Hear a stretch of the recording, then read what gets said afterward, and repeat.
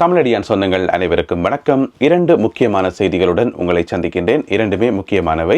அதில் முதலாவது பார்த்தீங்கன்னு சொன்னால் ஈஸ்டர் குண்டு தாக்குதலுடன் சம்பந்தப்பட்ட ஒரு செய்தி. உங்களுக்கு தெரியும், பிள்ளையான் கைது செய்யப்பட்டு தடுத்து வைக்கப்பட்டிருக்கின்றார். அவருடைய உதவியாளராக இருந்தவர் ஆசாத் மௌலானா. அவர் குறித்த ஒரு செய்தி கிடைத்திருக்கிறது. அதனை இந்த காணொலியில் பார்க்க இருக்கின்றோம்.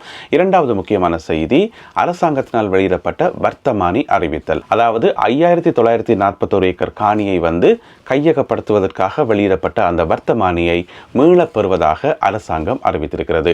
இந்த இரண்டு செய்திகள் குறித்தும் விரிவாக விளக்கமாக இந்த காணொலியில் பார்க்க இருக்கின்றோம். வாருங்கள் காணொலிக்குள் போகலாம். பிள்ளையானினுடைய உதவியாளராக செயல்பட்டவர் ஆசாத் மௌலானா. அவர் இப்போ வெளிநாட்டில் தஞ்சமடைந்து வெளிநாட்டில் வசித்து வருகின்றார். உங்கள் எல்லாருக்குமே தெரியும்.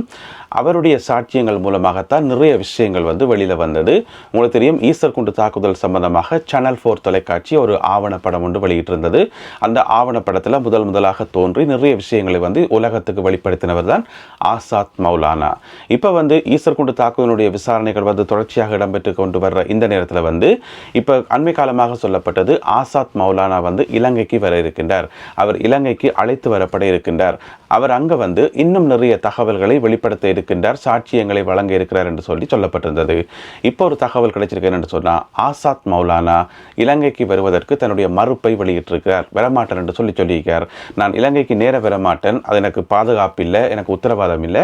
ஆனால் வீடியோ கோல் மூலம் நான் உங்களுக்கு தேவையான சாட்சியங்களை சொல்லுவேன் என்று சொல்லி அவர் அறிவித்திருப்பதாக சொல்லப்படுகின்றது. அப்போ முதலே வார் என்று சொன்னவர் தானே, பிறகு கடைசி நேரத்தில் வரமாட்டேன் என்று சொன்னவர் என்று சொன்னால், உங்களுக்கு தெரியும், இப்போ பிள்ளையான் கைது செய்யப்பட்டு நீண்ட காலமாக தடுத்து வைக்கப்பட்டிருக்கிறார். பிள்ளையான் நிறைய தகவல்களை வெளியிட்டிருப்பதாக சொல்லப்படுகிறது. அந்த தகவல்கள் எல்லாமே வெளியில சொல்லப்படல, ஊடகங்களுக்கோ பொதுமக்களுக்கோ சொல்லப்படவும் முடியாது. ஆனால் நிறைய ரகசியமான தகவல்களை விசாரணையாளர்களுக்கு பிள்ளையான் சொல்லியிருப்பதாக சொல்லப்படுகிறது. எனவே ஆசாத் மௌலானா குறித்தும் ஒரு சில தகவல்கள் சொல்லியிருக்கலாம். ஏன்னு சொன்னால் அவை ரெண்டு பேரும் ஒன்றா தான் இருந்தவை. உதவியாளர் சொல்லிக்கூட இந்த டைம் பக்கத்தில் இருந்திருப்பினோம்.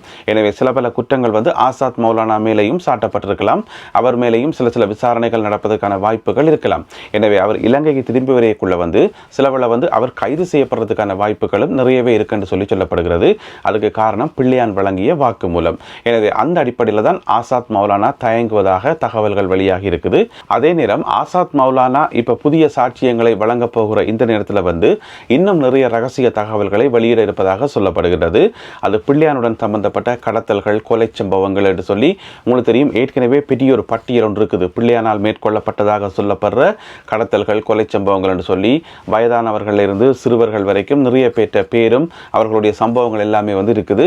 பாராளுமன்ற உறுப்பினர் ராசமாணிக்கம் சாணக்கியன் கூட பாராளுமன்றத்தில் வச்சு அந்த பட்டியலை வாசித்து இன்னென்ன சம்பவங்களோட பிள்ளையான் சம்பந்தப்பட்டவர், இந்த கடத்தல்கள், இந்த கொலை சம்பவங்களுக்கு பிள்ளையான் தான் காரணம் என்று சொல்லி பாராளுமன்றத்தில் வச்சு வாசிச்சிருந்தவர். எனவே இந்த சாட்சியங்கள் எல்லாம் வழங்கின பிறகு பிள்ளையார் மேலும் எவ்வளவு காலம் தடுத்து வைக்கப்படுவார், அவர் மீதான விசாரணைகள் எப்படி நடக்கும், அவருக்கான தண்டனைகள் எப்படி கிடைக்கும் என்பதை பொறுத்திருந்து பார்ப்போம்.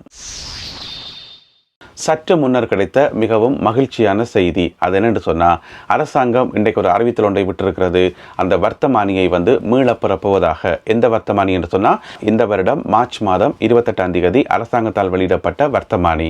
அந்த வர்த்தமானியில் என்ன சொல்லப்பட்டிருந்தது என்று சொன்னால், வடமாகாணத்தில் 5941 ஏக்கர் காணியை அதாவது உரிமை கோரப்படாத காணியை, உரிமையாளர்கள் இல்லாத காணிகளை அரசாங்கம் கையகப்படுத்தும், தன்னுடைய தேவைகளுக்காக எடுத்துக்கொள்ளும் என்று சொல்லி அந்த வர்த்தமானியில் சொல்லப்பட்டிருந்தது. வர்த்தமானி வெளிவந்தது மார்ச் மாதம் 28ஆம் தேதி. அந்த வர்த்தமானியில் என்ன சொல்லப்பட்டிருந்தது என்று சொன்னால், யாழ்ப்பாண மாவட்டத்தில் 3669 ஏக்கர் காணியும், முல்லைத்தீவு மாவட்டத்தில் 1703 ஏக்கர் காணியும், கிளிநொச்சி மாவட்டத்தில் 515 ஏக்கர் காணியும், மன்னார் மாவட்டத்தில் 54 ஏக்கர் காணியும் என்று சொல்லி மொத்தமாக 5941 ஏக்கர் காணியை அரசாங்கம் அடுத்து வரும் 3 மாதங்களுக்குள் உரிமையாளர்கள் உரிமை கோரப்படாத பட்சத்தில் கையகப்படுத்தும் என்று சொல்லியிருந்தது. இது எல்லாருக்குமே தெரியும். இதுக்கு பிறகு நிறைய போராட்டங்கள் வெடித்து நிறைய பாராளுமன்ற உறுப்பினர்கள், தமிழ் கட்சிகள் எல்லாரும் ஒன்று சேர்ந்து கடுமையான எதிர்ப்பை வெளியிட்டிருந்தார்கள். அதனுடைய ஒரு கட்டமாக எல்லா பாராளுமன்ற உறுப்பினர்களும் ஒற்றுமையாக ஒன்று சேர்ந்து பிரதமர் ஹரணி அமரசூரிய அவர்களை சந்தித்து தங்களுடைய அதிருப்தியை வெளியிட்டிருந்தார்கள். இந்த வர்த்தமானி மீளப்பெறப்பட வேண்டும் என்ற கோரிக்கையை எல்லோரும் ஒரே குரலில் வெளியிட்டார்கள். அதற்கு கிடைத்த ஒரு வெற்றியாக, அதற்கு கிடைத்த ஒரு பலனாக இந்த வெற்றியை நாங்கள் நாங்கள் சொல்ல முடியும். அரசாங்கம் இப்பொழுது அறிவித்திருக்கிறது. இன்றைக்கு வந்து அமைச்சரவை ஒன்று கூடி ஒரு அமைச்சரவை முடிவாக, அமைச்சரவை தீர்மானமாக இந்த தீர்மானம் நிறைவேற்றப்பட்டிருக்கிறது.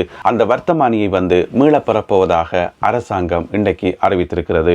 சரி, இது ஒரு மகிழ்ச்சியான செய்தி, எல்லோருக்கும் ஒரு ஆறுதலான செய்தி. இதில் இருக்கக்கூடிய இன்னும் ஒரு கேள்வி, இந்த வெற்றி யாருக்குன்றது? எங்களுடைய தமிழ் அரசியல் கட்சிகள் சிலவில ஆளாளுக்கு இது எங்களுடைய வெற்றி, இது எங்களுடைய வெற்றி, இது என்னுடைய முயற்சி என்று சொல்லலாம். அது அவர்களுடைய பிரச்சனை. ஆனால் நாங்கள் பொதுவாக பார்க்கக்குள்ள எல்லா கட்சிகளும் ஒன்று சேர்ந்ததனுடைய விளைவாகத்தான் இதை நாங்கள் பார்க்க வேண்டும். எல்லா கட்சிகளும் இதே போல ஒற்றுமையாக செயல்பட்டால் இன்னும் நிறைய விஷயங்களை சாதிக்கலாம் என்றதுக்கு இது இரண்டாவது உதாரணம். முதலாவது உதாரணம் உள்ளூராட்சி சபை தேர்தலில் அவர்கள் பெற்ற வெற்றி. நாங்கள் ஏற்கனவே பற்றி சொல்லியிருக்கிறோம். இரண்டாவது வெற்றி இந்த வெற்றி என்று சொல்லலாம். எனவே அவரால் கிடைச்ச வெற்றியா, இவரால் கிடைச்ச வெற்றியா, அந்த கட்சியால் கிடைச்ச வெற்றியா, இந்த கட்சியால் கிடைச்ச வெற்றியான்றதெல்லாம் இரண்டாம் கட்ட பிரச்சனை. அது எங்களுக்கு தேவையும் இல்லை. நாங்கள் பார்க்க வேண்டியது எல்லா கட்சிகளும் வந்து ஒன்று சேர்ந்து ஒருமித்த குரலில் வந்து குரல் கொடுத்ததனுடைய விளைவுதான் இது. எனவே இனிவரும் காலங்களிலையும் எதிர்காலத்திலே நிறைய பிரச்சனைகள் வரும், நிறைய போராட்டங்கள் செய்ய வேண்டியிருக்கும், பல பல பிரச்சனைகள் உருவாகும். எனவே எது நடந்தாலும் எல்லாத்துக்கும் எல்லோரும் ஒன்று சேர்ந்து குரல் கொடுத்தால் நிச்சயமாக வெற்றி கிடைக்கும் என்றதான் இதிலிருந்து நாங்கள் தெரிஞ்சு கொள்ள வேண்டிய முக்கியமான விஷயம். எனவே இந்த வர்த்தமானி மீளப்பெறப்பட்டமை மிகவும் மகிழ்ச்சியான ஒரு செய்தியாகும். இதில் இன்னும் ஒரு முக்கியமான விஷயத்தையும் சுட்டி காட்ட வேண்டியிருக்கு. என்னென்னு சொன்னால், இந்த வர்த்தமானி வெளியிடப்பட்டது மார்ச் மாதம் 28ஆம் தேதி. மார்ச் மாதம் 28ஆம் தேதி. ஆனால் இது சம்பந்தமான தகவல் வெளியில் வந்தது மே மாதம் 1ஆம் தேதி. அப்போ மார்ச் 28 எங்கே நடக்குது, மே 1ஆம் தேதி எங்கே நடக்குது? ஏன் அப்போ இவ்வளோ காலம் யாருக்குமே தெரிய வரையில்லை என்று பார்த்தா அது எல்லாருடைய பிழையும் தான். மிக முக்கியமாக அரசியல் கட்சிகள், பாராளுமன்ற உறுப்பினர்கள், அதை விட ஊடகங்கள், அது என்னையும் சேர்த்து ஊடகங்கள்லேயும் அந்த பிழை இருக்குது. ஏன்னு சொன்னால் ஊடகங்கள் வந்து எப்போவுமே கண்ணுக்குள்ளே எண்ணெய் விட்டு பார்த்து கொண்டே இருப்பினோம். எங்கே என்ன நடக்குது அந்த தகவலை உடனுடன் அறிஞ்சு பொதுமக்களுக்கு சொல்லணும் தானே. எனவே மார்ச் மாதம் 28ஆம் தேதியில் ஒரு சம்பவம் நடந்திருக்குது. அதை வந்து மே மாதம் 1ஆம் தேதி வரைக்கும் எந்த ஒரு ஊடகமும் வெளியிடலைன்றது ஊடகங்களை பொறுத்த வரைக்கும் அது ஒரு பிழையான விஷயம்தான். என்னையும் சேர்த்து நாங்கள் என்ன செய்திருக்கோம் சொன்னால், அதை கண்ணும் கருத்துமாக ஆராய்ஞ்சு அதை வந்து தேடி பிடிச்சி மக்களுக்கு சொல்லியிருக்கணும். இந்த மாதிரி ஒரு பிரச்சனை ஒன்று வந்திருக்குன்னு சொல்லியிருக்கணும். சொல்லல. இதுக்கிடையில் வந்து ஒரு ஊடகம், இன்னும் ஒரு ஊடகம், பத்திரிகை ஒன்று ஒரு தகவல் ஒன்று வெளியிட்டு இருக்குது. அவ என்ன சொல்லியிருக்கணும்னு சொன்னால், தங்களுக்கு வந்து முதலே தெரியுமா, மார்ச் மாதம் 28ஆம் தேதி அந்த வர்த்தமானி வெளியிட்டு கொஞ்ச நாள்லேயே வந்து அவைக்கு தெரிய வந்திருக்காம் இப்படி ஒரு விஷயம் நடந்திருக்குன்னு சொல்லி. ஆனால் அந்த வர்த்தமானி வந்து ஆங்கிலத்திலையும் சிங்களத்திலையும் இருந்ததாம். எனவே அதை வந்து சரியான முறையில் மொழிபெயர்த்து சரியான முறையில் அடையாளம் காண்றதுக்காக தாங்கள் சில நாட்கள் வெயிட் பண்ணதாக இந்த பத்திரிகையில் சொல்லப்பட்டிருக்குது. அது மட்டும் இல்லாமல் அதுக்கு பிறகு பார்த்திருக்கணும், தேர்தல் வருது, உள்ளூராட்சி சபை தேர்தல். மே மாதம் உள்ளூராட்சி சபை தேர்தல், மே மாதம் 6ஆம் தேதி. எனவே தேர்தல் நெருங்கிறதுக்கு கிட்டவாக அந்த செய்தியை வெளியிட்டா அந்த செய்தி வந்து தமிழ் மக்கள் மத்தியில் மிகப்பெரிய ஒரு கொந்தளிப்பை உருவாக்கும். எல்லார் மத்தியிலும் ஒரு கோவ அலைகளை வந்து உருவாக்கும் தானே அரசாங்கத்துக்கு எதிராக. எனவே அந்த செய்தியை வந்து தாங்கள் உடனடியாக வெளியிடாமல் வேணுமென்றே தாமதித்ததாகவும், தேர்தல் நெருங்கின அந்த சந்தர்ப்பத்தில் வந்து மே மாதம் 1ஆம் தேதி அந்த செய்தியை வெளியிட்டு ஒரு பெரிய புரட்சியை ஏற்படுத்தி மக்கள் மத்தியில் வந்து அரசாங்கத்துக்கு எதிரான மிகப்பெரிய ஒரு எதிர்ப்பலையை தாங்கள் உருவாக்கினதாகவும் அதற்காக காத்திருந்ததாகவும் அந்த பத்திரிகை வந்து எழுதியிருக்குது. தாங்களே எழுதியிருக்கிறார்கள், தங்களுடைய பத்திரிகையில் தாங்களே எழுதியிருக்கிறார்கள். இது வந்து ஒரு ஒப்புதல் வாக்குமூலம் என்று சொல்லலாம். இது எந்த அளவுக்கு நியாயம் என்று சொல்லி எனக்கு உண்மையாக விளங்கவே இல்லை. என்னென்னா, மார்ச் மாதம் 28ஆம் தேதி ஒரு வர்த்தமானி வருது. சரி, சிங்களத்திலேயும் ஆங்கிலத்திலேயும் இருக்குது. அதை வாசித்து விளங்குறதுக்கு எவ்வளோ காலம் செல்லும்? சிங்களத்தையும் ஆங்கிலத்தையும் வாசிக்கிறதுக்கு வருஷ கணக்கில் மாசக்கணக்கில் காத்திருக்கணுமா என்ன? இல்லை தானே. அதை வந்து உடனே வாசித்து அதில் என்ன இருக்குன்றதை விளங்கி கொள்வது அவ்வளோ பெரிய வேலை இல்லை. சரியான மொழிபெயர்ப்பாளர் வாட்ட கொடுத்தாலே அவரே சொல்ல போகிறார் இதில் என்னதான் கிடக்குன்னு சொல்லி. தானே. அப்போ உடனே வெளியிட்டிருக்க வேண்டியதானே. ஆனால் அவர்களே சொல்கின்றார்கள், தேர்தல் நெருங்க விட்டு வெளியிட்டா இது வந்து பெரிய ஒரு பூதாகரமாக வெடிக்கும். அப்பதான் மக்கள் வந்து கோவப்பட்டு கொந்தளிச்சு அரசாங்கத்துக்கு எதிரான ஒரு எதிர்ப்பலையை வந்து உருவாக்க முடியும். அப்ப தேர்தலில் வந்து நாங்கள் வெற்றி பெற முடியும். எனவே தேர்தலில் வந்து வாக்குகளை பெறறதுக்காகவும் வெற்றி பெறறதுக்காகவும் நாங்கள் இதை வேண்டுமென்றே தாமதித்தோம் என்று சொல்லி ஒப்புதல் வாக்குமூலம் வழங்கினா இதனுடைய அர்த்தம் என்ன? மக்கள் பிரச்சனை என்றது அது ஒரு பக்கம் கிடக்கட்டும், அது மக்களுக்கு எவ்வளவு முக்கியம் என்றது இன்னொரு பக்கம் கிடக்கட்டும். மக்களுக்கு சொல்ல வேண்டிய தகவலை, அதுவும் முக்கியமான ஒரு தகவலை மக்களுக்கு உடனடியாக சொல்லாமல், ஏன்னு சொன்னால் அந்த வர்த்தமானியில் வந்து 3 மாத கால இடைவெளி கொடுக்கப்பட்டிருந்தது, 3 மாத கால அவகாசம் கொடுக்கப்பட்டிருந்தது. எனவே இவர்கள் தாமதமாக வெளியிடக்குள்ள வந்து அந்த 3 மாத கால அவகாசம் முடிஞ்சும் போயிடும் தானே. எனவே அப்படியான ஒரு தகவலை வந்து தாமதித்தது வந்து உண்மையில பிழைதான்.